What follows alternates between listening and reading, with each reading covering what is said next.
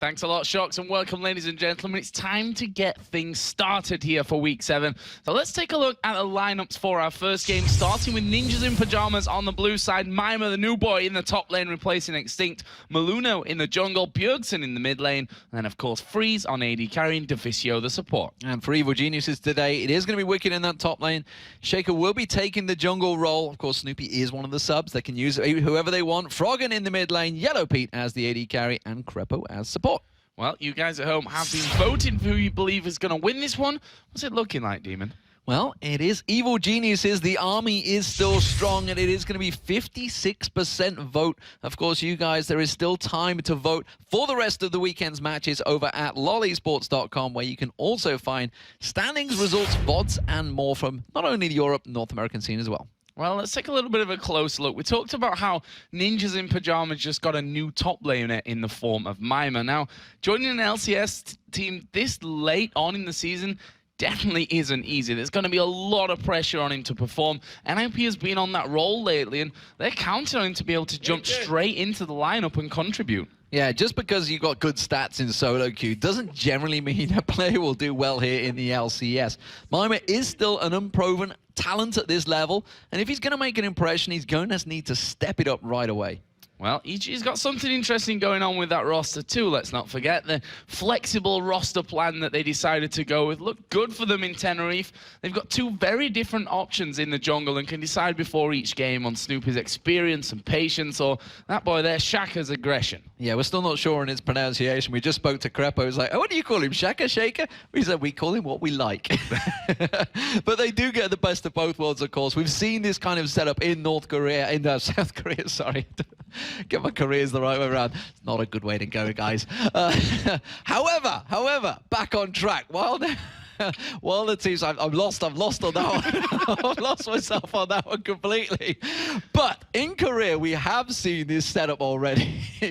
Everybody face palming everywhere. They have started to use effectively squads. So instead of just 5 guys and a few subs, it is now a squad of players that can change from game to game according to how they are playing and really who fits best. And of course, you just got to look at CJ Frost, I guess, who just played this morning. You know, they've been using, who's that? It's awesome. Ganked by Mom in the mid lane instead of the normal mid laner. It's got to be the worst name to go down to as well, I think, in the grand scheme of things.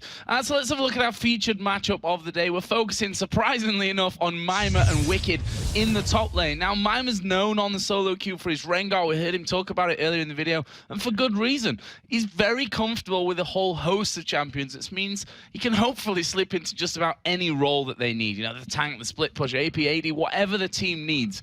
He's just a very, very versatile player. The one area, though, that we've seen him struggle with previously is with the farm, and that could be a concern for NIP. Yeah, and he's got big boots to fill as well, with Extinct playing fantastically well in the LCS. But, of course, he is up against Wicked, or, well, he may be up against Wicked, of course. But Wicked, on the other hand, he is brilliant at farming. His KDA is pretty lackluster, and he isn't exactly the most dynamic player to watch. But he excels at all the non-glamorous tasks that help his team out. And, of course, that is why he is such an asset. He doesn't have the same adaptability as Mima. He's a tank, end of story. But what he does, I mean, that's why he's called Brickett after all.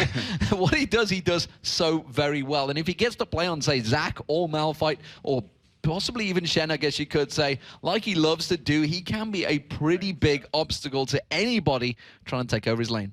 Well, we're going to get into Champion Select here in just a couple of minutes, and we need to think about this carefully because with Mima coming in, it's thrown another curveball, so to speak. We have seen him, as you said, playing at Gfinity a couple of weeks ago. He's not an unknown name when it comes to the solo queue, so these teams are able to do research on Mima and look at what he's previously done and what he's previously played.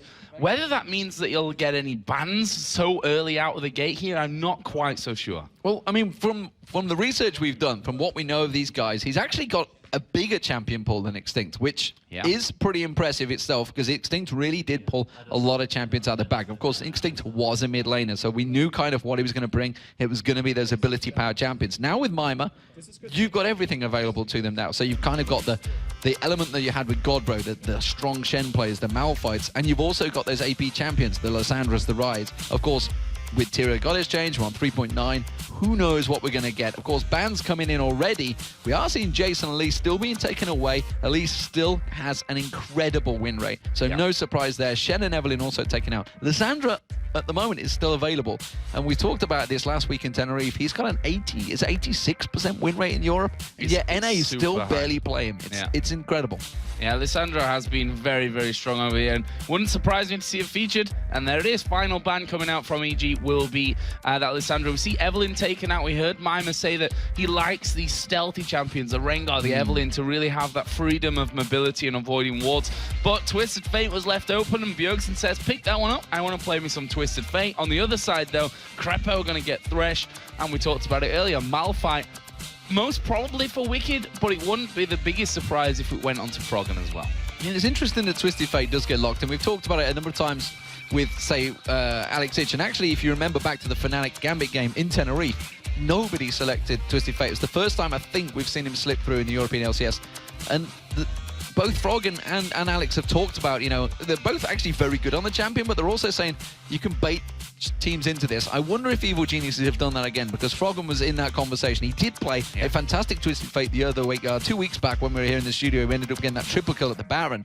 But teams tend to lock in so quickly on the champion just to make sure they can get Twisted Fate that sometimes they probably haven't had chance to practice with it. But there's an interesting one. For the first time, we are seeing a different European LCS team playing Aatrox. We saw it in the North American LCS come out this week. If you haven't watched it in there, I believe it was Kiwi Kid that played it.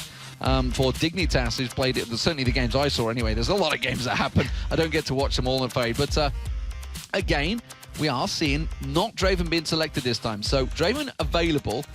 The European team still say he's strong, yet they haven't gone with it. So that's interesting because it's Freeze. I did ask Freeze about this while we're having food as well. And he was like, he just stayed quiet. I was like, so you're going to play him? You're not going to play him? Obviously, Froggen was on the table with us, so he's like, just sat there. Not saying a word. Not putting my mouth about that one. But yeah, Aatrox, we've obviously seen him twice so far in Europe. That was both times with Darian. On the other side, we're seeing a Twitch now. Obviously, these double AD combos have been coming out a lot more, and we know that Froggen has been playing a lot of Twitch.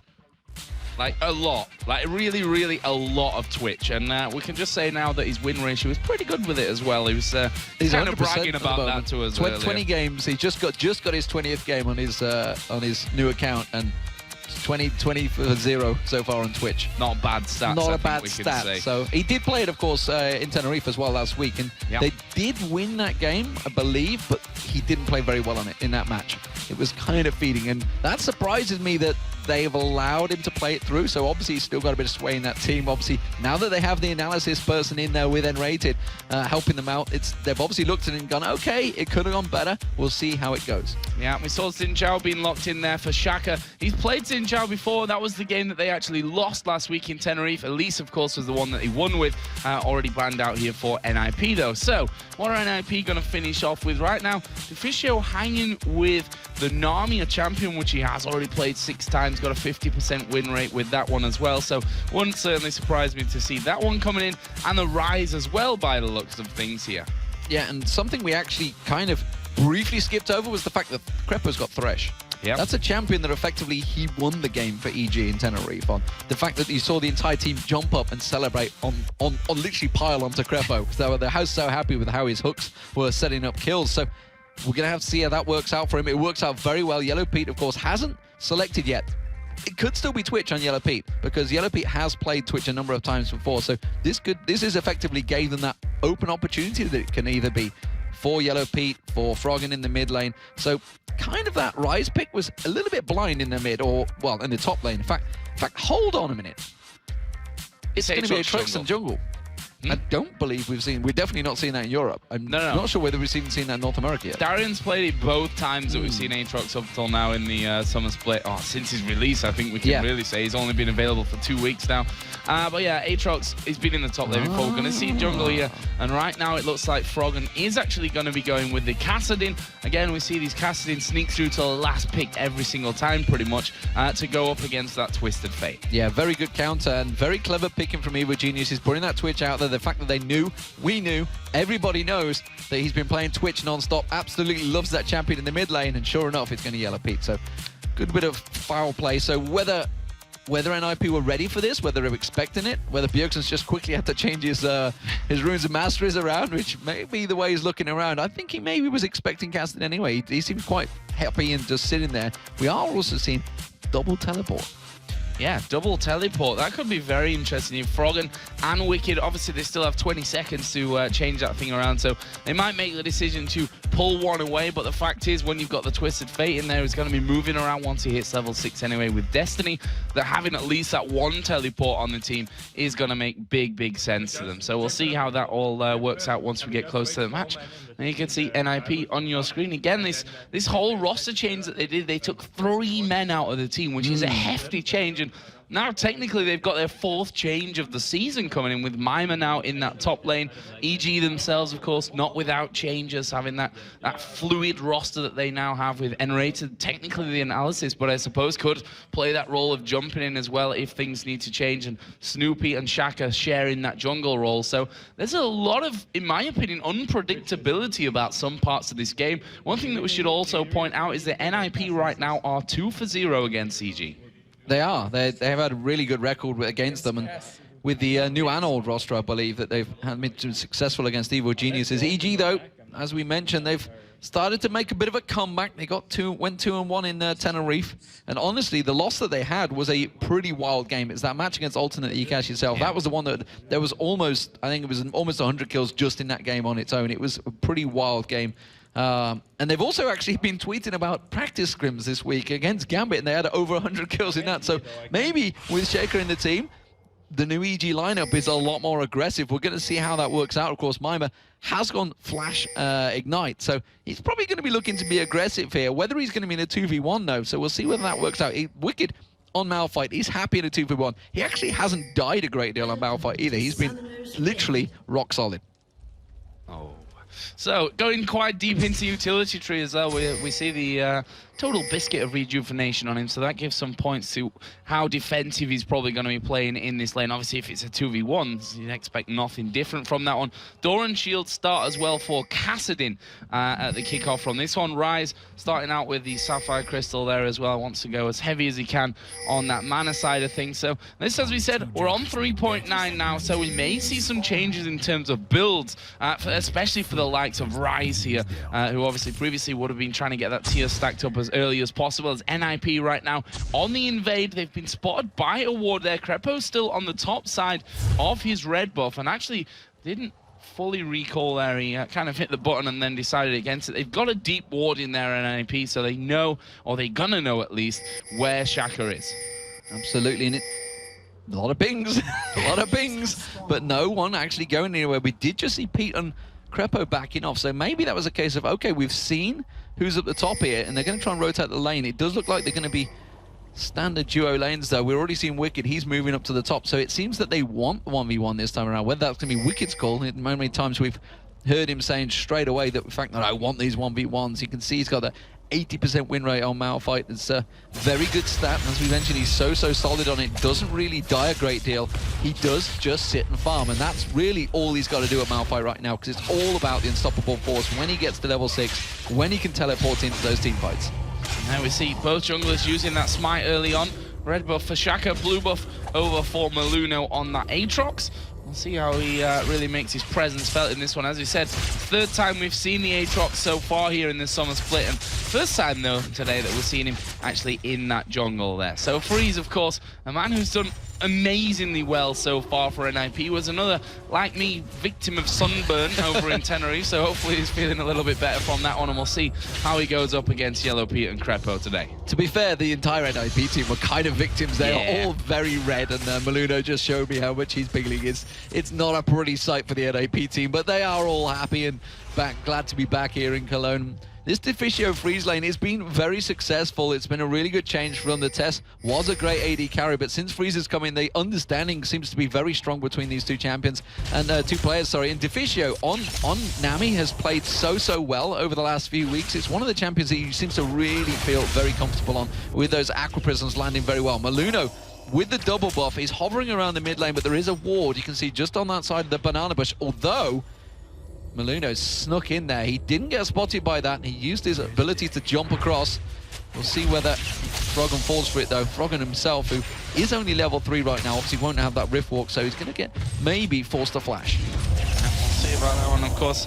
Doesn't have an ignite in there as well. We've had this discussion what feels like a million times by now about mid laners who really prefer this teleport, and you can definitely see why against a team that's got that Twisted Fate in there, although Wicked going to be running it as well. And the funny thing is that we are getting these 1v1s in the top lane, which kind of didn't expect, to be honest. Maluna's been in that bush for a good 30+ seconds already, and he's done this before, but there was no chance for gank now that time around. This time, finally, he's actually pushing out a little bit, Froggen. So we do sort of see Sheka doing this exact same thing in the top here. Maluna's going to come in, but I think Froggen's going to walk away from this one easy. Forces the flash.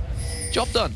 Yeah, flashing away, which obviously not going to be available to him for a good while now, but I think he'll be happy with that rather than the chance of giving away a first blood as Shaka comes down. And we've seen that he is not afraid whatsoever to get involved when it comes to these 1v1 skirmishes. We saw him, I think, by the Wolf camp on the blue side, as the red team in their game that they lost last week. And he's definitely not shy about getting involved and having a good brawl inside of the jungle.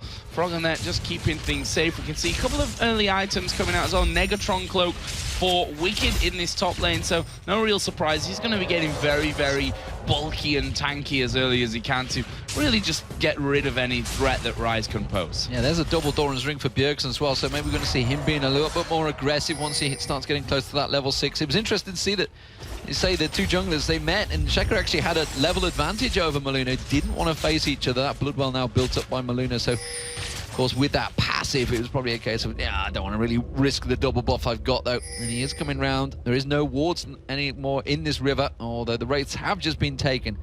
Has he got the timing? Not really, because Red's not going to be up for a while yet, so maybe it's going to be a gank on this bottom lane. There's no ward in the tri-bush. You can see it's in the river just off the side, so he won't get spotted here.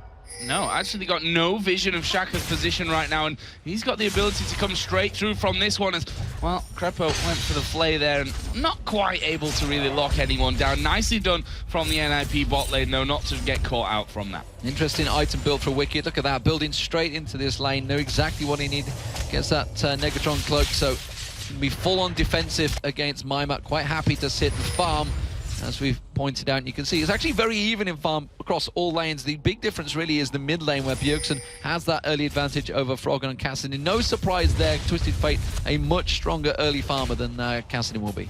Yeah, we'll probably see Froggen catching that one back up in a little while. And you can see there down the EG side, 4 wards picked up, almost 1 ward for everyone, and plus loads of pots, both health and mana on that side. We do see that the tier has been started here for Cassidy, for Froggen, so obviously not feeling the changes too much of that 3.9 and the slower stack rate that you get from the tier now.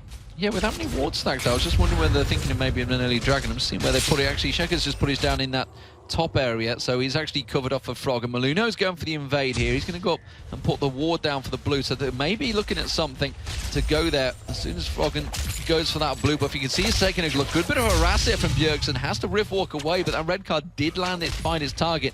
And Maluno is still lingering around there. He's worriedly warding out that blue buff, so NIP setting up for that invade in just a few moments. Yeah, got really good vision on this bottom side here for when that blue actually does come into play.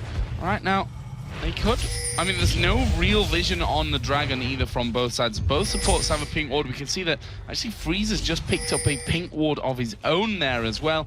And let's not forget that both Wicked and Froggen have wards, so that's where they have teleport. So that's where those wards come into play even more. Get a ward down, you can teleport in on the backside. Just a lot of options open now for EG, but NIP of course have that with Bjergsen already at level 7 as well. Yeah, damage boost there for Freeze actually. He went back and got the BF sword, his first item, whereas Vampiric Scepter was built up by Yellow Pete a few moments away. Blue buff will be picked up by Bjergsen, so keep our eye on the blue buff of EG, because that's almost certainly going to go the way of harassment from NIP. Freeze and Deficio, they're shoving this lane. They're going to be able to get involved as well. We're up to the 8-minute mark. It'll be spawning in just a couple of seconds, so EG not really near it. That's going to seemingly be the first area of attack for either team. Of course, that ultimate is available for Bjergsen, takes that null sphere, and Froggen just keeping those lanes cleared. So a slow start here, Joe, but kind of what we're expecting. This is the first game of the week, of course. There's going to be 8 matches this week, 12 matches the week after, and the final week is all about Super Week. Here we go. This is what we're expecting, Joe. They're going to go in and contest the blue. Yeah, Bjergsen coming around, got the stun card pulled. Needs to be a little bit carefully with Shaka over the side. Of course, they have full vision coming in there as well. And in the end, that blue buff going to be secured up for Froggen. And that will be a nice sign for him as well. That's a lot of wards gone down into an unsuccessful blue steal. Yeah, it was a big investment. Didn't quite pay off. And honestly, Maluna wasn't really close enough. Just tried to get the steal with the wild card. Wasn't quite enough. Wicked taken very, very low by Mima in the top lane, so starting off well for him. He is actually behind in farm, as we mentioned. Wicked is a great farmer, so he's keeping that on top, although that will start balancing itself out soon as Wicked goes back to buy. We'll see whether he uses that teleport to go back to lane. No, he's keeping it safe, so they're prepared. The fact they're going to have to use it for Dragon in a few moments. Yeah, I'm going to be making sure that that is still available to them. So the catalyst being picked up by Mima early on to add into that tier. Wicked with a giant spell is like, I'm getting a little bit burst down here, so, well, what better way than coming back with a giant spell to try and stop that one from happening. Right now, Shaka moving over towards this mid lane as well. Bjergsen still got Flash available, still got all his summoners, plus that Destiny available to him as well, which not being utilized up until now. Almost 10 minutes in and still no first blood.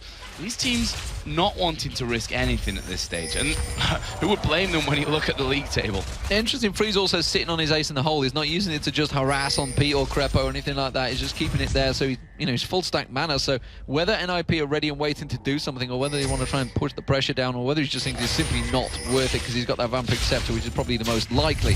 So we are seeing a flash. The teleport comes in down the bottom, and Stoppable Force used as well. That barrier coming out from Freeze. Is it going to be first blood? They will finally get it down. Good Aqua Prism from Deficio, but wasn't quite enough. Caught 3 members of Evil Geniuses in it, but Yellow Pete was at the back. Sad thing is here for NIP, there's nothing you can really do about that. It's like one of those horrible scenarios where you just can't do anything against it, and it leaves them perfectly now with a five-man team now that Shaka's there to start doing the Dragon. There is a ward put down by Maluno at the backside, but Dragon at half HP. Maluno does have his smite, but decides not to get involved with it. This is going to be the first blood and the first Dragon of the game here coming over for EG. Froggen going aggressive just at the end towards Bjergsen. We're getting a good Rift Walk and a Force Pulse onto him. But, again, it's EG that back off. They do get that Dragon. Are they going to trade turret? No. Should be seeing Wicked going back there earlier on. He teleported off earlier before the Dragon actually went down. So that's going to give the gold advantage. It's still just 100 gold, not a massive advantage, which shows that actually NIP are doing a very good lane phase. Of course, they do have that passive still available that Bjergsen has. It will be changed in 3.10, I believe. It's on the public beta environment right now. So that will be coming in soon. But as it stands, they're still getting a big passive boost off his gold across globally. Globally? That's the word I'm after. You got it. That's not bad. As Yellow Pete just snuck into that middle lane, and we have seen a bit of a change up on that front. Looks like they want to try and get rid of this Twisted Fates. What is the advantage that he's really building up here? He's not far away from having a solid 20 CS lead at this point. So we'll see how that one changes. Maluno trying to get in there onto Wicked as well, who honestly, he is pretty heavily built up now in terms of what health he's got in there. Obviously that magic resist coming off from the Negatron cloak as well, so we'll see what happens with that one. And you can see he's just pretty much stuck to the turret, as we do see that pressure down the bottom as well, but I can't see Wicked being lured out into this one. No, he's sticking quite a far back. The fact that the jungler hasn't been spotted for a while, Maluno, he always tends to have that sixth sense, manages to keep his eyes peeled. It has actually put a ward in that tri-bush, so he's well aware of this. Now they're going to get a double stack on him. Wicked's going to have to be careful here. He's got no help for a very long distance, so he's actually going to step away from this one. Has got Unstoppable Force if he needs it. Meanwhile, Bjergsen, he's getting caught out. You're going to see the cast spray and pray coming out from Yellow Pete. Great stun card from Bjergsen. Will it be enough? No, the poison gets him. Yes, it will be. Pete gets his second kill. And that's the problem with Twitch. You just think you've got away with that slither of health, but of course you don't because of the poison ticking in there. And Pete, good pressure in this top lane though. They've managed to take that one down despite losing that man in the middle. The question is now whether they can actually defend this mid lane. Both Crepo and Yellow Pete putting good damage onto that one. Shaka's actually just off to the south here doing the raids on the NIP side of the jungle, so he's a possibility to come in there and help them as well. Aatrox now coming down this mid lane. They're going to spot him and back away. Yeah, Shaka was lingering. It's like you say, he got those raids. He was ready and waiting for something to happen. He's taken the major Wraith away, hand backs off. So it is actually first tower to NAP. That does give him a tiniest of gold advantages. EG currently with the kill score lead, just 2-0, both stacked on towards Yellow P. It's going to get him that Bloodthirst that much quicker. We'll see how that helps out, getting a Twitch stacked in there. As we mentioned, Frog has been playing it all the time, so I wonder how it works between those two. How they debate about who's the better Twitch player and how they should build it. I don't know. It should be interesting between them. Interesting conversations. Frogger, though, he's going to be picking up the blue buff. He needs that. He's going to get that Force Pulse out. Does finally take it down. And we'll see where he goes aggressive. It's looking like the bottom lane. They've tried it once before. No, he's just going to have to clear out the lane. Yellow Pete is playing very aggressive here today. I mean, we should expect from this Twitch stealthing himself up in there, getting the slows off onto Bjergsen, who they've already killed before. And that's kind of not really the Yellow Pete that we're so used to seeing. He's certainly more of a passive AD carry when you compare him with the likes of other players here in the European LCS. But so far, you know, 2 for 0, definitely can't knock that position. He's going to be feeling very, very comfortable as things go forward. Deficio now coming into this mid lane as well. They want to make sure that doesn't go down. However, the pressure is coming in this bottom lane as both Froggen and Wicked able to put some damage down. Actually, Wicked's going to wait in the brush here, so they're going to try and set something up. It's a worrying start, honestly, for Ninjas in Pyjamas for me here, because EG, generally, if they win the lanes and they're doing pretty, I'd say pretty much even across all lanes, they are losing the top lane maybe. Wicked actually been out-farmed by Mima so far, so maybe that's one point of contention. But EG, if they do well in lane phase, they transition so well into great team fights. NIP have got very good team fights, but of course, you've got to remember, like we were saying, they've got a new sub in there. They've got a new person, which is a big damage dealer right now in terms of Rise. He's going to be huge in terms of endgame, and its question is, have they got that team synergy that EG obviously will have? Oh, the hog coming through there from Crepo, but look at the damage coming out. The Ignite actually ticking away on him there. Think he's going to survive, but here comes a teleport from Froggen and Wicked in from the side of that one as well. Froggen now getting focused by Mima. The Shaka comes back around, and EG trying to turn that one on its head, but almost backfired for them.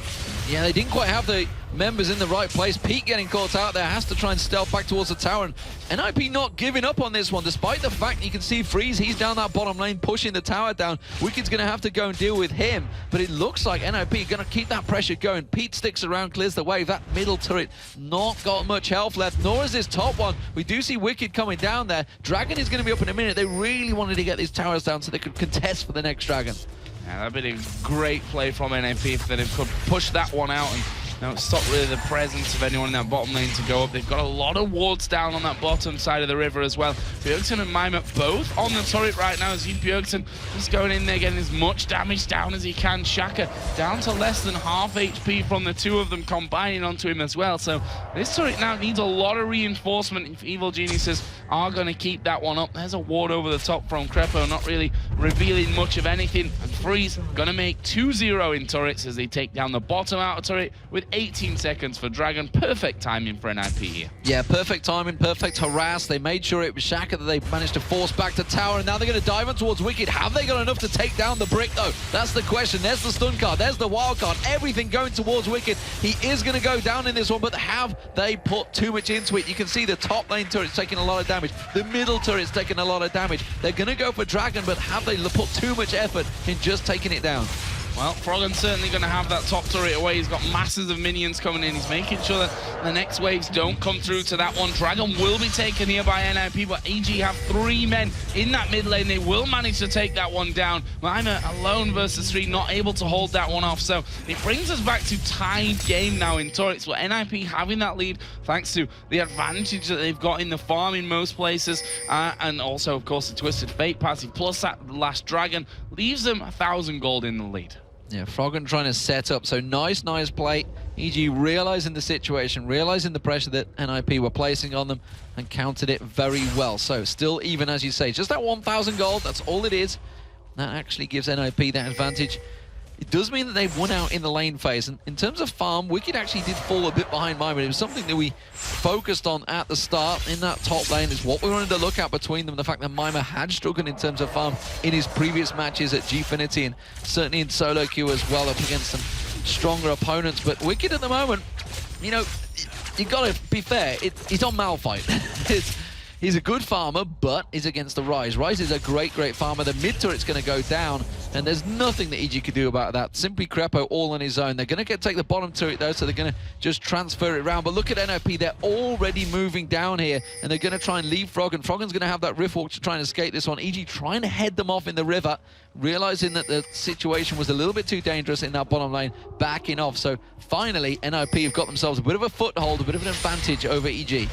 And there was Maluno just getting out to this bottom lane to make sure that that one doesn't go down. Keep that tower lead that they've nicely built up here at 3 towers to 2. But look at EG.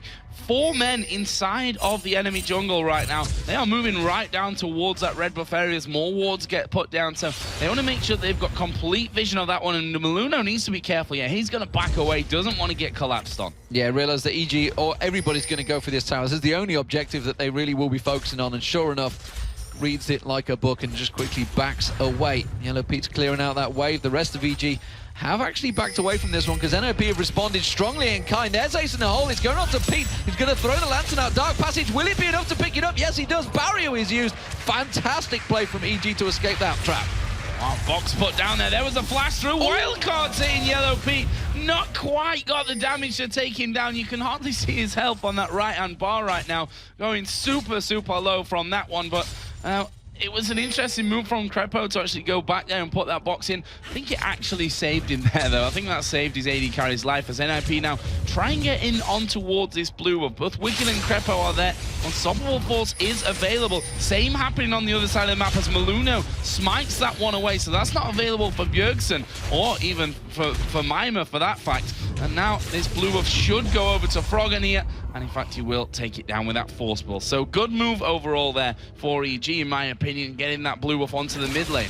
Yeah, very good move. And a lot of ultimates used actually from NIP just to get that one kill. So all they got out of it was a blue buff that went to their jungler. Instead, the blue buff for Froggen's going to be much more useful. You see the fact that Bjergsen went and got that Twin Shadows. He's trying to keep track of Froggen, but Froggen's doing a great job of split pushing once again. This is what we saw him doing in Tenerife, and it seems to be working out well once again for Evil Geniuses. Maluna trying to head him off here, just defend out that turret. It's going to be a 2v2 situation though, because you can see Shaka's ready and waiting to go for this one, but EG will back away. And again, we have this tentative moment where both teams just play this live tactical chess match. Oh, Mima needs to be real careful here. And as I say that, EG are like, no, they don't. No, he doesn't, Joe. We're just going to leave this one. Wicked still pushing down. There's actually the teleport coming in. His Unstoppable Force comes down. Bjergsen going to do his best here. Got the slowdown onto Wicked, but he doesn't even care about that turret. He'll tank that one up all day. There is the kill, and EG going to make it 3-3 in turrets as well. Yeah, good teleport usage there from Froggen. From the top to the bottom, quickly caught him out. And I think Bjergsen, yeah, I don't know if he'd used his ultimate, whether he used Destiny to get down there. I didn't see it actually come, the icon pop up because we were looking at NIP, but his ultimate is down, so I can only assume he went down there. So actually, that's going to be down for a while. And EG now equal in turrets, just a little bit behind in gold. They're going to dive in. Oh, Mima getting completely caught out from this one. Yellow P actually going very low. We're going to see Maluno getting in onto the backside for that one as Froggen will take down Mima. Shaka now having to go at Freeze, but he's completely out of position from this one. Freeze going to take him down. Maluno trying his best, gets the slow in there, but can he escape from this one? He leaps over the wall, but the minions are attacking him as well. Meanwhile, on the top side, Froggen having to rift walk in towards the Dragon Pit. And, well, it ends there with a 1-for-1 in the end after a crazy big fight. Yeah, close fight there. They couldn't really get the focus. Neither team, they were kind of split targeted. And you could saw Shaker went for Freeze. He's like, I'm on him, guys. I'm on the AD carry. But Pete was like, no, I'm off. Not really living up to his YOLO name, I think it's safe to say. And he just backed away and left his jungler to it. So Snoopy will be sat watching that, and I'm thinking, yeah, I've been in that situation before. I know the feeling that Shaka's got right now, but these are the problems that you're going to have when you have these new players coming into the team. We saw the same. Mima got selected quickly there, took down Ryze very early on. So ironically, it was both new members of the team that both went down. And look at the farm here as well. I mentioned it earlier whilst Froggen was falling behind at those early levels that chances are he's going to catch this one up, and he has done that. He's got a 10 CS lead right now. 500 gold overall is the lead that he's actually got on that Twisted Fate of Bjergsen. So we'll see how that impacts in these coming minutes coming into this one. Caitlin's got a bit of an advantage there over Twitch as well. And overall, that leads to about 500 gold in the difference as well. Obviously, Yellow Pete not died just yet, and also got those 2 kills to his name. But we could see now a big fight for the Dragon. Yeah, you can see all of Evil Geniuses. The ace in the hole coming out. It's going to go on to Crepo. He's not going to be too worried about that. They did actually pull the Dragon out, but you can see that Froggen just stand at the side, waiting in the wings. They push the bottom lane in as well, so EG have a small tactical advantage. In the mid lane, you can see that Bjergsen, he's continuing to shove. Destiny is available. He's going to put a wave on towards the middle turret. Now the Dragon's going to start getting pulled out here. NOP just going to bide the time. Maluna is going to be almost certainly launching in any second now. Twin Shadows coming out there, and seems to be enough here from NMP to actually force EG away. They want to keep that Dragon going. Wicked was thinking about the unstoppable force there as he edges forward, but Dragon is now back in his pit, reset itself up as the Caitlyn traps go down as well, just to try and get that free stun onto anyone coming out there. But it's a bit of a face-off right now in the bottom side of Rhythm. Neither team really wanted to make the first move from this one. They wait until the opposition make a mistake. EG now starting off that Dragon once again. It gets down to half as NIP just looking for the road in. The hook missing from Crepo. Here comes the fight. They're going to dive in. The unstoppable force. He does manage to find the AD carry and the top laner. Mima's surely going to go down here. He's going to be focused on. Wicked's actually taking the damage. He will get dropped in there, but immediately you see Maluna dropping. Stun card onto Froggen. Have they got enough? No, the hook lands perfectly on towards Bjergsen. Froggen has the rift walk away from this one. It's a close fight. It's actually a 2-for-1 so far. Now it's a 2-for-2. Now it's a 3-for-2. Fantastic fight. Quickly turned around by Ninjas in Pijamas, and the ace in the hole almost picked up another. And well, Ninjas in Pijamas coming out on top with the fight that really looked like it should have gone EG's way. They just split targeted. They didn't really focus, and NIP took full advantage. And that, honestly, really could have been an ace there. I was quite surprised that they went for Froggen, who was the full HP target, although I probably shouldn't have been if you look at his score right now, that they wanted to focus him down. But there were a couple of guys very, very low in there. They wanted the full HP target down first. They wanted to get that bonus back from Froggen, who in the end managed to sneak away from that one just about with his life intact. Got that Archangel staff now finished up with his Rod of Ages. We compare that over to the other side. Bjergsen going with Lich Bane and the Twin Shadows for the start. Yeah, and that Lich Bane is going to start doing a lot of work on them towers. That's what he wants to get going. Froggen's been causing problems with the split push, but now Bjergsen's going to be able to do just the same. And that started off, you saw him doing it just before that Dragon fight, put the pressure on towards that middle turret, sent a big wave of minions in that. And at the moment, Evil Genius is actually starting to have a few problems here. NIP proving that they have just as good a team fighting as EG used to honestly be famed for. It's what the Korean scene actually used to fear Evil Geniuses about, their late game team fights. And well, at the 25-minute mark, it seems that NOP have their number. Certainly does. I'm not going to argue with that statement. I mean, this is the danger that NIP, you know, because of Mima coming into this one, you'd expect that actually their team fighting has gone slightly downhill to that of what you'd expect from them last week when they've had, you know, Extinct in there. Just the fact that they've got more time or had more time to practice with that lineup in there. But it doesn't seem to have too much of an impact on things right now. So really interested to see how this one ends up breaking down. Wicked right now does have that Sunfire Cape working his way up towards the Frozen Heart as well. So he's going to have plenty of armor. Fact is, though, Twisted Fate and Rise between them not going to be doing too much physical damage in there as well. So we'll see how that one all works out from in the end. We've got an Aegis on both sides of things from the junglers as well, just to help out with those stats. Yeah, NIP thought about shoving that mid lane. You saw that the fact that Wicked and Froggen were both off in that top lane. Froggen backed off to bite.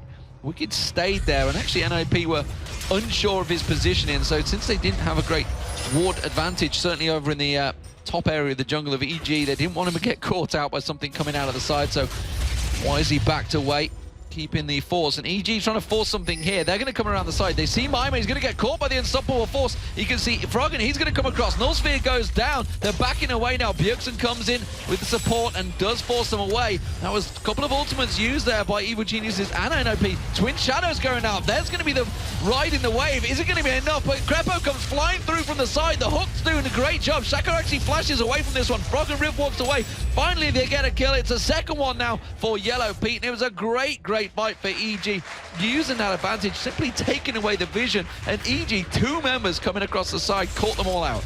Yeah, Shaka was really strong in that role as well. Using the ultimate just to spread everyone completely out as they dive straight in on top of EG. And they've got a lot of mobility in that team. And then Yellow Pete just coming in from the side, able to clean things up. He's now at 4-1-3, and that will be turret number 4 for Evil Geniuses.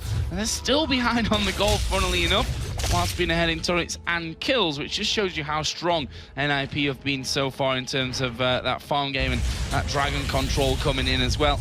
Mima himself is getting some getting that Negatron cloak in there as well. We've seen the runic bulwark finished off for NIP, so already they're going to have a little bit of an extra edge when it comes to that next fight. But the fact is, EG, we've said it before, they are a team that were famed for their team fighting. And if they can bring 80% of what we saw from those team fights in the likes of Season 2, then they're still dangerous, whatever the case.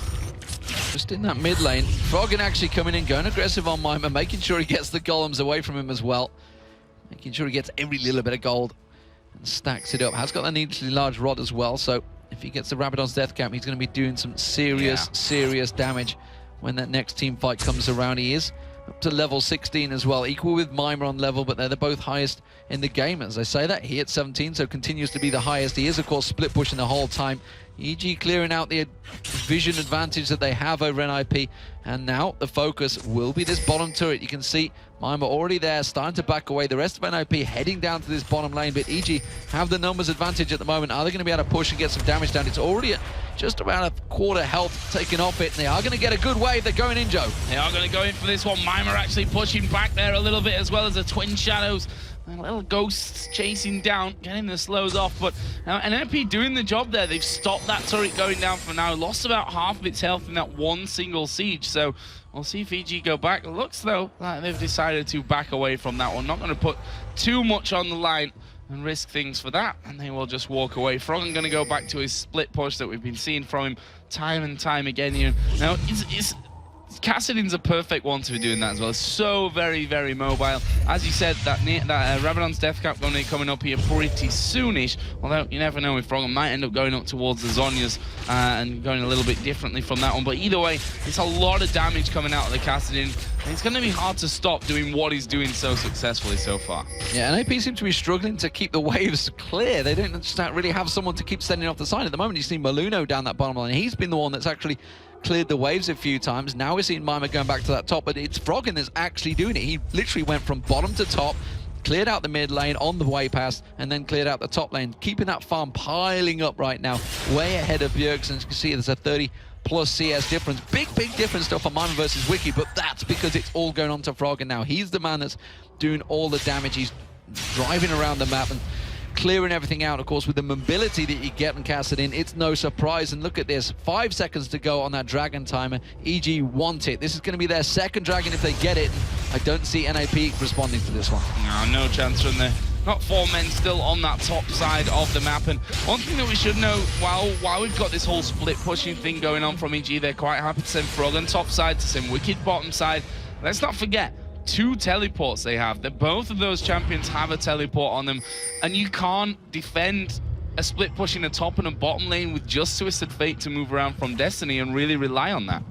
When NIP thought about it, I thought, hello, are we going to get a base raise chance? No, we're not, but Froggen puts such a big burst on Freeze, takes half his hit points off. That buys EG the time to take the bottom in a turret. Yeah, no chance after that. They didn't know that Kassadin was waiting inside the brush, and Froggen, he's not messing around. He's going to go in there, gets an ace in the hole for his troubles, but that really not scratching the surface too much. And that's the great thing. Pretty tanky with the build he's gone, as well as having that mass damage that you expect to see from that Kassadin coming in. Next target, is that going to be that middle inner turret? It's the final one left up on the entire map right now for NIP. So slowly but surely, EG doing step-by-step decisions to get them into the lead and get the ball rolling towards victory. Yeah, systematically taking out those turrets, and as you mentioned, that middle one may be the next focus, or will it be the Baron? That's the question. Rabadon's Death Cap now has just been completed by Froggen.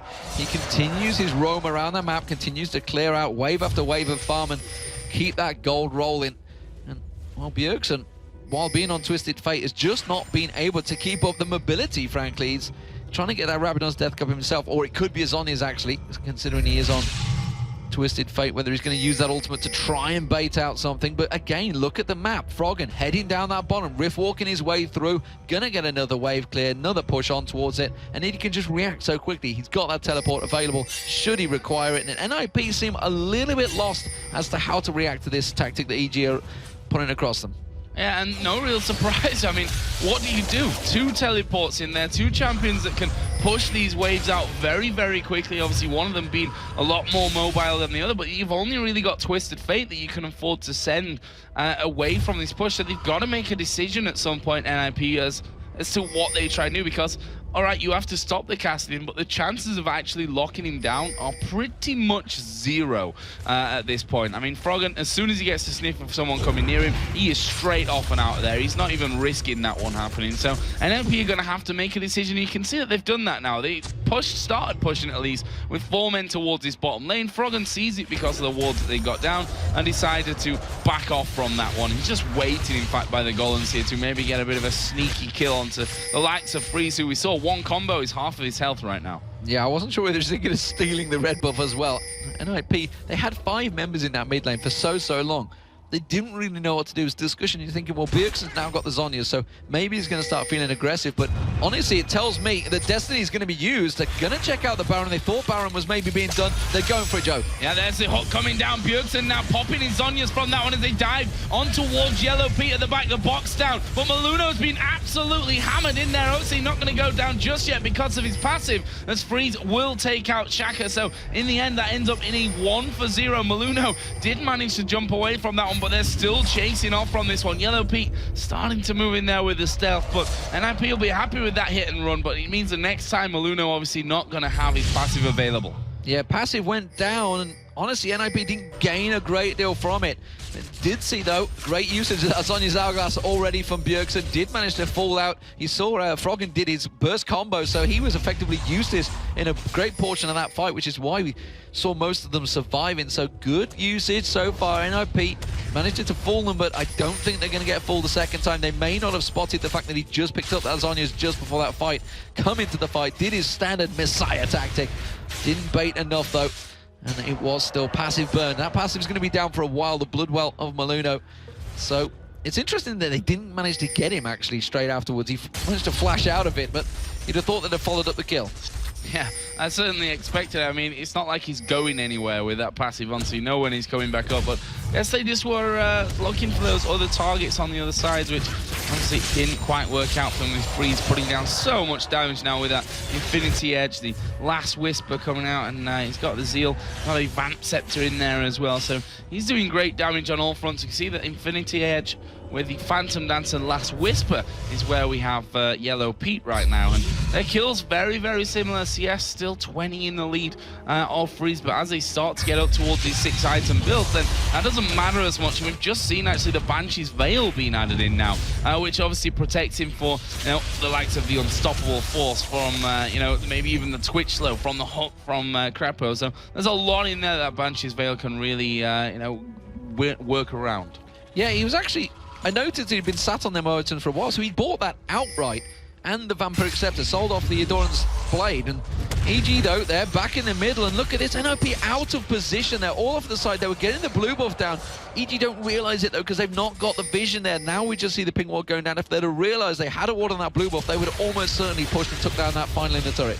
And the good thing that they have, I talked about Wicked earlier on, some fight Kate building up towards that Frozen Heart that he now has. Turrets don't really do a lot of damage to Wicked. They've got a very strong dive tool just on its own there. That Unstoppable Force underneath the tower is going to mean that it's hard for NIP to actually stick around when it comes to defending those towers a little bit later on as well. And that's going to be a little bit of a worry for them. Oh, it's still a close game. The hook on Maluno, no passive, remember. If he goes down, that is all done for. Shaka as well getting caught out. Looks like Mima will manage to take that one down. It's Freezer picked up the end kill. Mima getting caught out, silenced out there. Wicked didn't use Unstoppable Force in that fight. Not a great deal used by both teams. Spray and Pray and the box used by Crepo. So double ultimates for both teams. Actually 3 technically because Mima's, but that's going to come up very quickly in the reset. So again, it was a 1-for-1. Close fight. Gold is still just 200 between the two teams. It's 7-9 in kills, and that 5-3 tower advantage really isn't telling right now. NIP still looking very confident in the fights. And look at this, they're actually pushing out from this one up towards that inner turret in the mid lane. There's the twin shadows being thrown down. They get some damage down onto Wicked, which is certainly more damage than the towers and the likes of Freezer doing to him right now, as he's got that full armor build, pretty much just a Negatron cloak, which he actually picked up as his first item after that Doran's Blade in the very early stages of this one.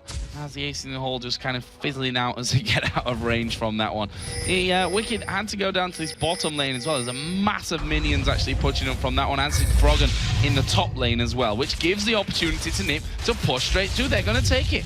Yeah, instant pings. There's like one down here, one up there. What are they doing? Okay, we'll take the tower in the mid lane for free that you guys have been dawdling over for a while. So just like that, Ninjas in Pajamas take away a key tower in that inner lane, and still so close. We're approaching the 40-minute mark. The death timers are going to start increasing.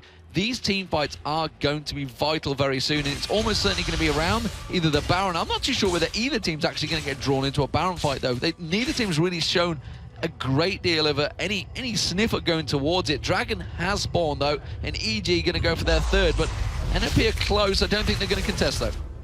No.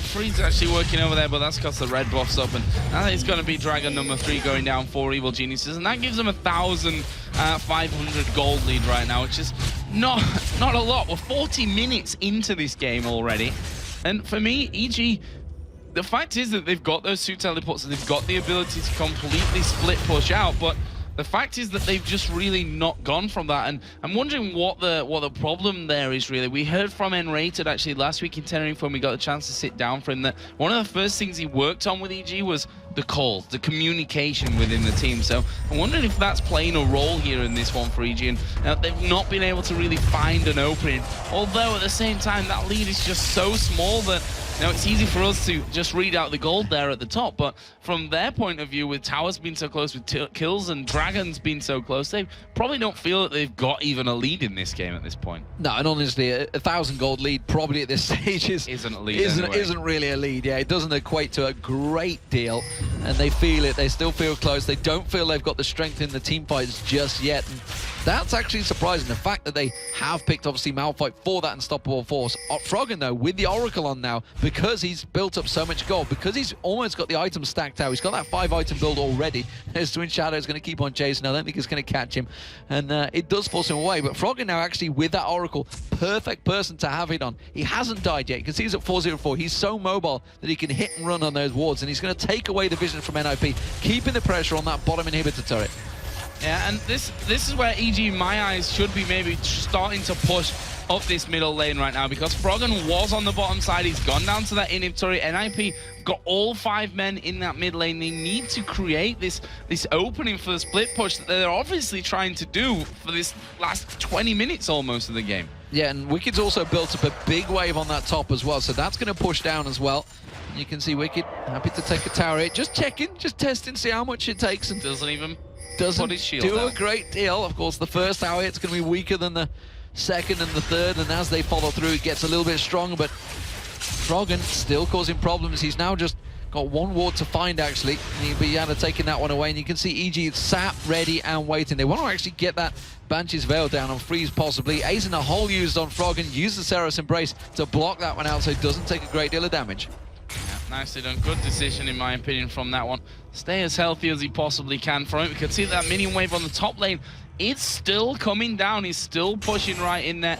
EG going to be starving NIP even more than they've had for these last 10-15 minutes, taking away another blue buff. But as you said, you talked about Baron earlier on, and I'm not sure that it's really a question for either of these teams right now, because neither of them seem very willing to fight, to go heads on 5 versus 5 at this point, and certainly you don't want to be throwing a Baron away and possibly an 8 or 3 or 4 kills even at this stage when it is just so very close. Yeah, strange resource choices there for EG as well. The fact that they caused that problem, like we mentioned, their top lane had gone there. Bjergsen went to deal with it, but EG chose to go for the blue buff already. They could have took a 5-4-on-4 advantage instead. Of course, with Destiny, it's not going to be an advantage for too long, which is why we see Bjergsen just been using that Destiny. He thought they'd gone for Baron. They had to check it. That's not going to be available. Bjergsen does get caught out by Quick null sphere there, and it did a lot of damage already. So a lot of ability power stacked up on Froggen. We saw how much damage that just single null sphere did.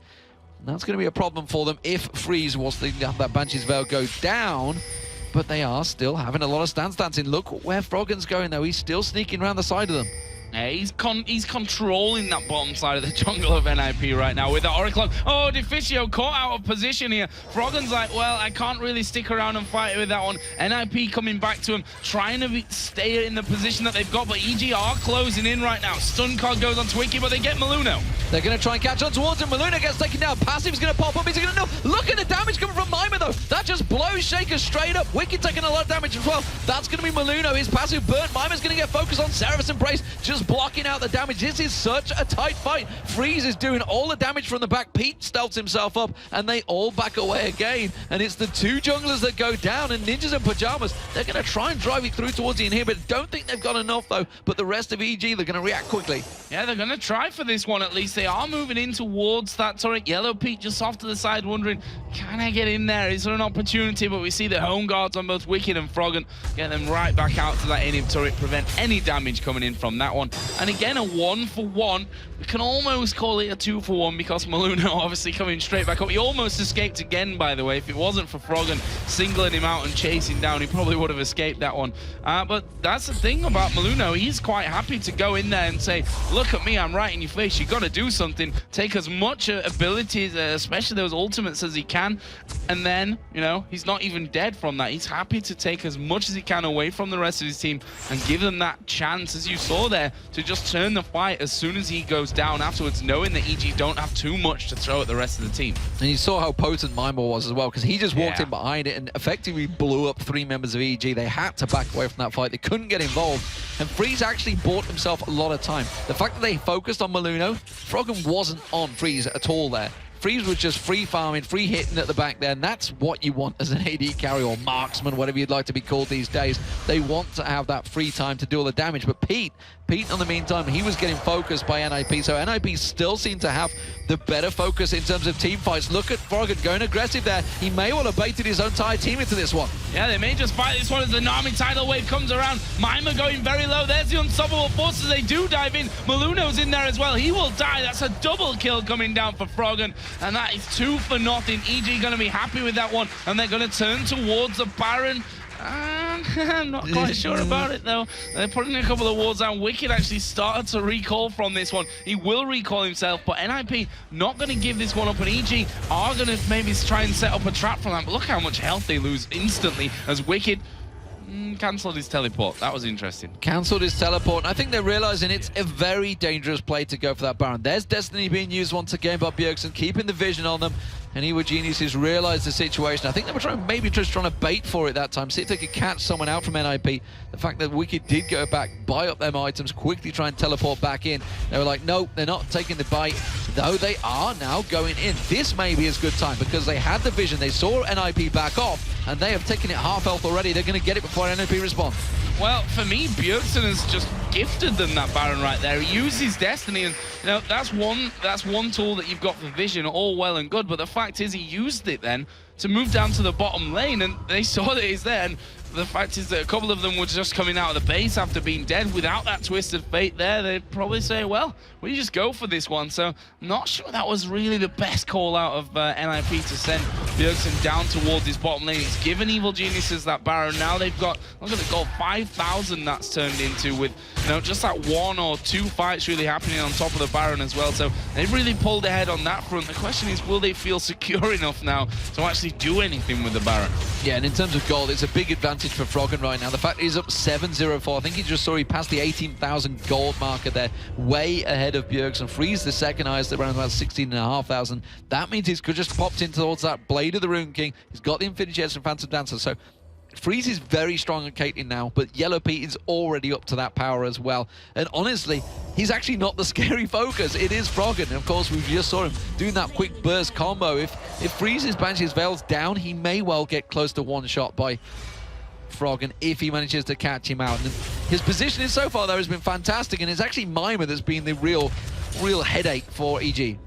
Yeah, and he's putting down so much damage at this point. Got that Spirit Visage in there now. Void Staff done earlier on.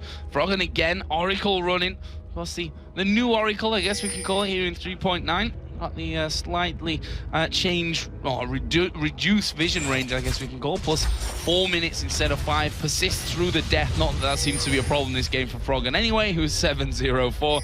Not died a single time. And EG now have been looking to move in. The fact is, though, NIP have got a lot of wave clear on their team.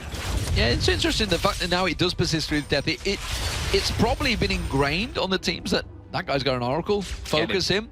But now it's not quite so important. So interesting, obviously, that whether the supports get a bit of a free reign now that they don't get quite so focused. Of course, there's still the squishies that everybody loves to get a kill on. NIP, though, they're clearing and defending this bottom turret. Remember, EG do have that Baron. It's got around about 70 to 80 seconds left on it. And Froggen, he's getting himself some free time in that mid lane, some sexy time with the tower, and takes it down no problem.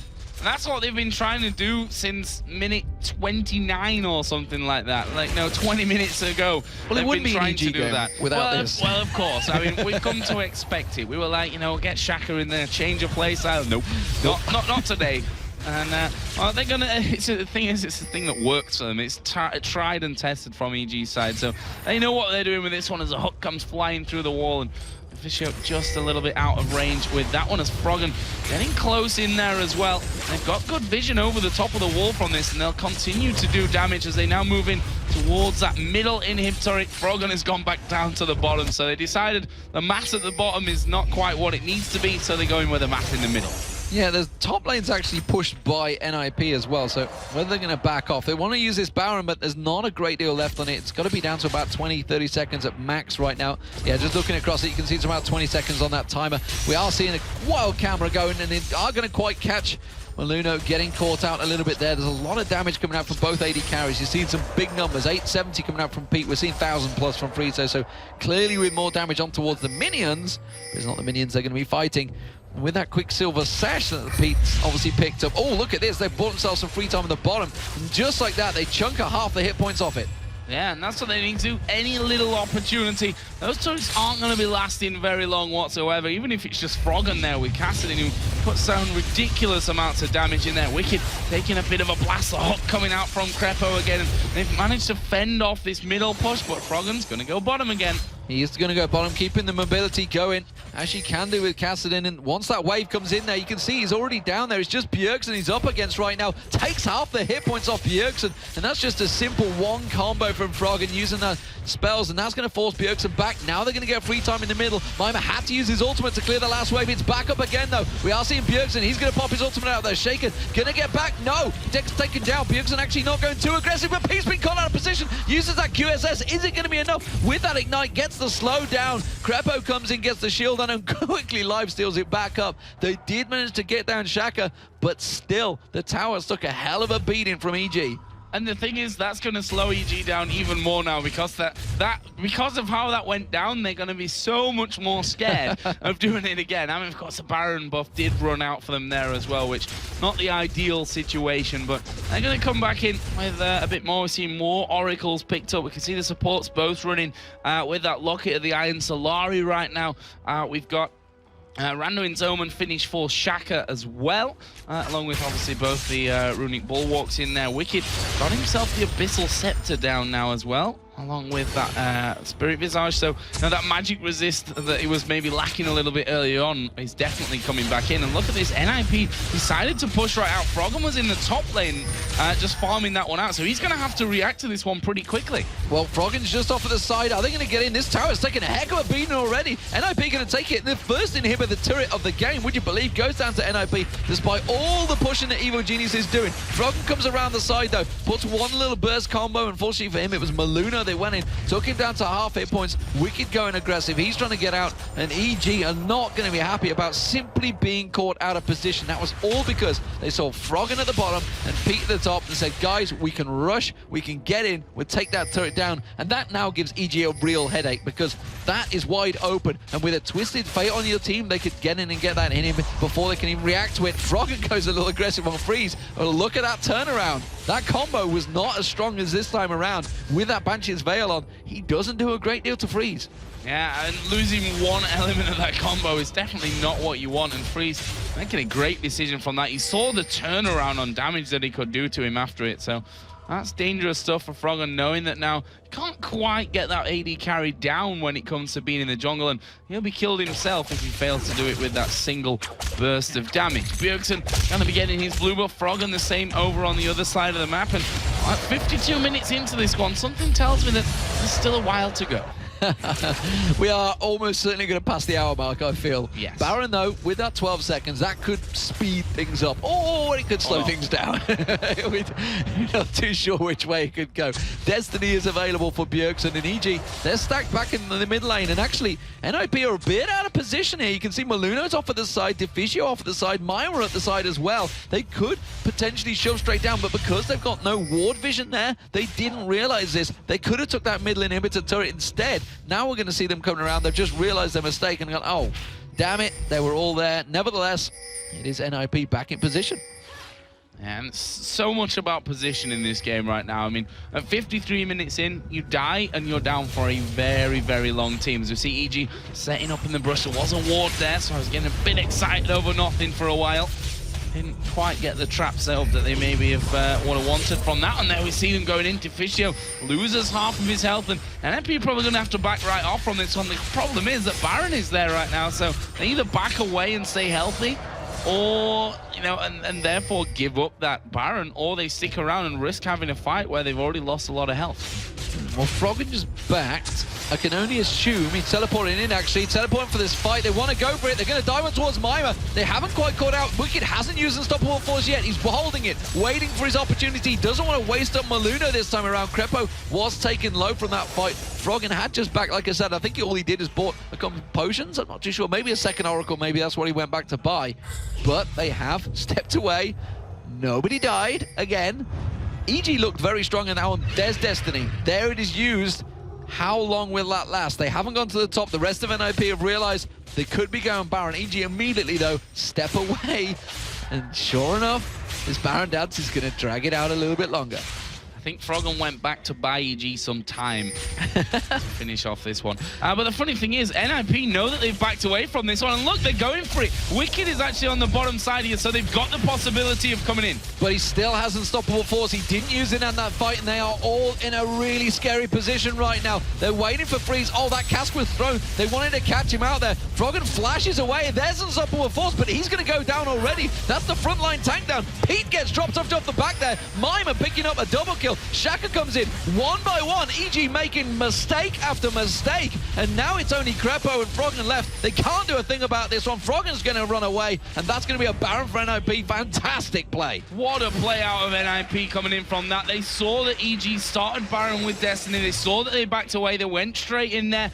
EG, a bit questionable how they approached it, in my opinion. They came in one by one by one, and easy to pick them off in that scenario. The three of them together could have actually taken kills and forced NIP themselves to back away, but now NIP have got the buff, they got the gold from it, and they're pushing up towards the inhibs. They're going to take it down, and they might try and close out the game. They've got 30-second death timers. It's entirely possible. Once that minion wave comes in, Maluno pretty tanky as well. That hook's not going to land. That's going to be a Nexus turret. Also, will it be one? Froggen goes in. Zonya's hourglass used just at the right time. Has he bought enough time? Rift walks away. Yes, he gets away. That's going to be a Nexus turret going down. Second one will follow. And it looks just like that. A quick turnaround. Ninjas and Pijamas will take the game against Evil Geniuses. And, well, EG were in control for most of the fight. NIP with a fantastic turnaround. And that's the danger of when the game starts getting to that hour mark. The death timers are so long that one mistake, one big mistake, as SK Gaming have learned so many times in the past against Fnatic, can cost them the game. And Ninjas in Pijamas with Mima for the first game pick up a great win. And the funny thing is, it's not quite what we usually see at the Baron. You know, we usually see a team being lured in there to make a mistake in a fight, but it was just so well played from NIP. They knew that EG were doing Baron. They popped Destiny. They walked away from it and saw them walking away, so they said, well, let's do it right now. They walked straight in there. They're killing off Baron. Then EG, you know, Wicked came in there first. He used the Unstoppable Force when he had no health left. Then we saw Shaka coming in from the side, and one by one they fell. And NIP, they baited that out pretty much, and they used the timing perfectly. I mean, they were sat in their base for like 30 minutes of that game. They baited themselves there, to be honest. I mean, like you say, once that Destiny was used, EG were like, oh, Destiny's been used. Okay, they've not come for it, so we can back off. And EG saw it because they actually, NIP had wards, whereas EG didn't really have great ward coverage. So fantastic, fantastic play. And, well, NIP tactically outsmarting one of the strongest late game teams in the game. And you got to wonder when that one push that EG had down that mid lane, NIP were off. They had 3 members at the blue buff. If they'd had a singular ward at blue buff, they'd have seen 3 members across there. None of them had an Oracle at the time, and they could have pushed straight through and took that middle inhib. But simply put, despite the fact everybody was buying Oracles, wards were everywhere. One single ward could have turned that game. Well, a fantastic ending to it. I didn't quite expect it to go down the way I thought. We were in for another 20 minutes of EG slowly but surely pushing their way through for that one. But NIP showing that even with a new man, again a new man in the team, Mima obviously coming in there, that they can still do this to the top names in League of Legends. And we should talk about Mima because first performance on the stage here at the LCS and played that Rise, was quiet in the early to mid game, but you saw the damage potential. Well, it's a Rise that's been allowed to farm and has gone 50, almost an hour into a game. He's of course going to have damage, and positioning was great. Brilliant first match for him. Yeah, and it was him that picked up the double kills at the Baron, of course. When they kept coming in one by one, he was picking up the kills. Yellow P almost got away, and he's like, nope, you're dead. And that was it. That was the turnaround point. And what a fantastic game, though. NIP now on a tear. We wondered with Extinct stepping away how much of an impact this would take. It seems that they haven't really noticed so far, which is not a bad thing because Extinct was one of the best players in that top lane once he stepped in for NIP. Mima stepping in, and the confidence boost that's going to give him for this weekend. Of course, he's going to have a match tomorrow, but that is going to be a great feeling for him. And that's the thing from our side, and you know, you guys at home as well, that traditionally when subs have come in, it's been so hard to tell whether they're going to be a good thing or a bad thing for the team. But the subs that we've seen in the LCS so far, they've all been good somehow. It's worked for pretty much every single player that's been switched. And they've changed 4 men this time around already this season of NIP. Really working out nicely for him. We're going to head over, though, to Jason, who's got Miffy from the Lemon Dogs with him to break down that game. Thank you for that, Joe and Demon. And that was a pretty long, drawn-out game. I mean, we were watching it a little bit earlier, and we're just like, you had bets of, it's probably gonna be about an hour game, and I was like, come on, don't do that to us. But it was still really interesting to see because NIP with their new top winner Mimer, we were really curious to see how well they'd actually bond together. But let's start off from the beginning. Let's start at the picks and bans. What do you think about the picks coming into this? I think Lemon Dogs used to run a very similar comp to NIP, and I really think it's a good comp. But it's hard to deal with casting with that comp. So I think the picks and bans were slightly in favor of EG, in my opinion. Okay, and yeah, we saw the double teleport, one onto Wicked, one onto Frog. And what was your thoughts on that as we got into the game? Because that was really difficult for NIP to deal with. Yeah, it's incredibly difficult. And I don't think EG played it as good as they could have played it. I really think double TP, as soon as you get to late game, it's a very tough thing to deal with. Okay, yeah, we'll talk about that a little bit later, but also the Aatrox that we saw Meluna playing.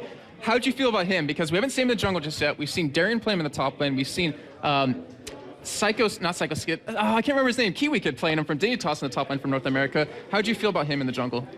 Well, I am not a jungler, but I feel he's a very strong early game jungler. If a lane gets a lead, you can easily dive because of the passive.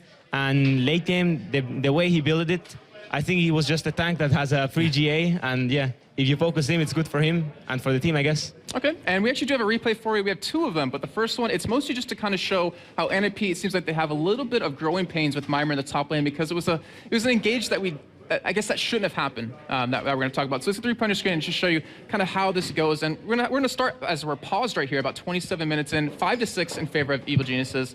And the gold lead, it's still in favor of NIP right now. So can you kind of talk about how this engage is going to go and why NIP shouldn't have been in this position before we start this up? Well, I don't think NIP should engage this fight at all. Caitlyn doesn't have her last whisper yet. And yeah, that's basically it. There's no point for NIP to engage this fight, and they pick up the wrong engage, and I think they actually engage in Malphite too, so yeah, this fight doesn't turn well at all. Okay, well, let's go ahead and start this up. As you're going to see, Wicked, he used that ultimate right onto Mimer, right off the bat, and then you're going to see Twisted Fate come in. Now walk us through what happens here and why this is so bad for NIP, because you mentioned they go onto Wicked. Yeah, I guess they want to counter-engage after Malphite ult is used. Mimer is low, and the tidal wave should be coming soon, I guess. Yep, there it is. And yeah, they pick up the engage on Malphite, as we can see. And Crepo hits a really good hook, goes in. Shaka hits a perfect ultimate, separates the whole team. Yeah, I want to pause right there because just look where everyone at NIP is. Bjergsen, Freeze, they're pushed out of the fight completely. Deficio, he's pushed up against a wall where he's a support, he's going to die in a few seconds. And then you have Maluno, who's just kind of stuck in the side with Crepo and crew. Yeah, this fight has turned incredibly wrong for NIP. They should have not picked it on the first place. They picked it wrong, and yeah, I think this is a 2-4-0. Yeah. And yeah. Yeah, it was just a 2-0, but we want to just strictly show that, you know, bringing a new person to the team, even someone as experienced as Mimer in terms of solo queue, it can really have some bad effects on you. But you mentioned earlier having the double teleport onto Frog and onto Wicked. How could Evil Geniuses use that a little bit differently? Because we actually had a conversation about this.